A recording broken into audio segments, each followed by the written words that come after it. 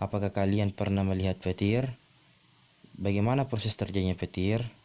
Ya, pada saat musim hujan, keadaan udara mengandung kadar air lebih tinggi yang dapat membuat daya isolasinya turun, sehingga arus atau muatan listrik lebih mudah untuk mengalir.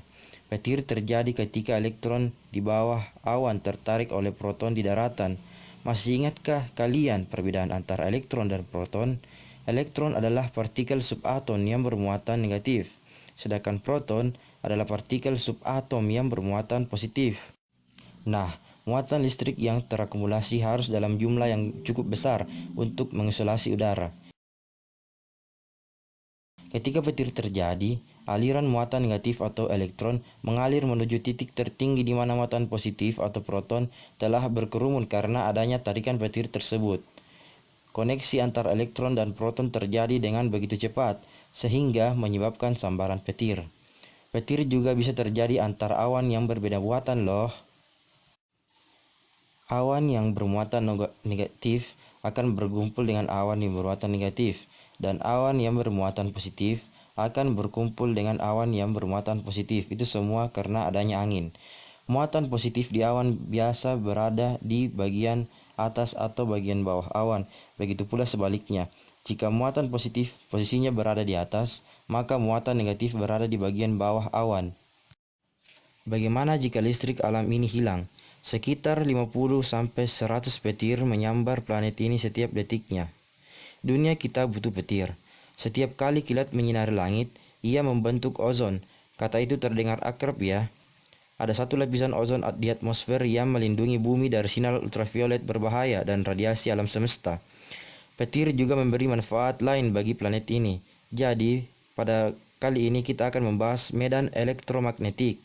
Jika listrik mati, yang artinya bukan sekedar pemadaman listrik, melainkan energi listrik itu sendiri, maka semua magnet kulkasmu akan terlepas.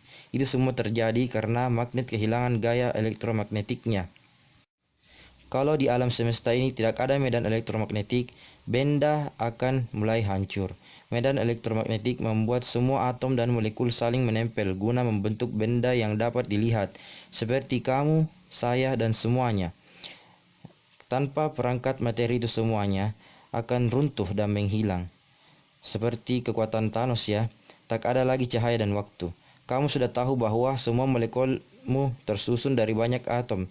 Di sekeliling atom itu terdapat elektron. Elektron ini tak hanya berputar tapi juga saling tolak-menolak karena adanya muatan listrik atau elektrik. Jadi dari sanalah asal nama itu. Gaya tolak itu penting untuk menahan gaya terbesar di alam semesta ini. Gravitasi, ya, seperti itu. Medan gravitasi merekam semua yang ada di sekitarnya.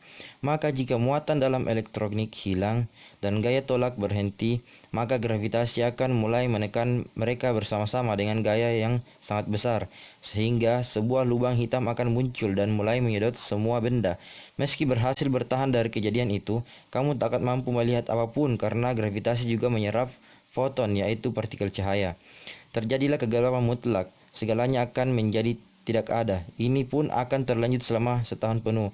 Meski konsep waktu tahun juga akan hilang. Awal baru.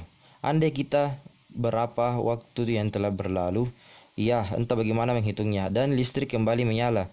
Apa yang akan terjadi pada alam? Boom! Ledakan dahsyat. Alam semesta akan terkejut menjadi hidup. Elektron akan kembali saling bertolak. Atom-atom dan molekul-molekul akan kembali bekerja, tapi butuh waktu berjuta-juta tahun untuk kembali ke keadaan kita sekarang. Itulah tadi pembahasan materi listrik yang sempat saya bahasakan. Sekian, assalamualaikum warahmatullahi wabarakatuh.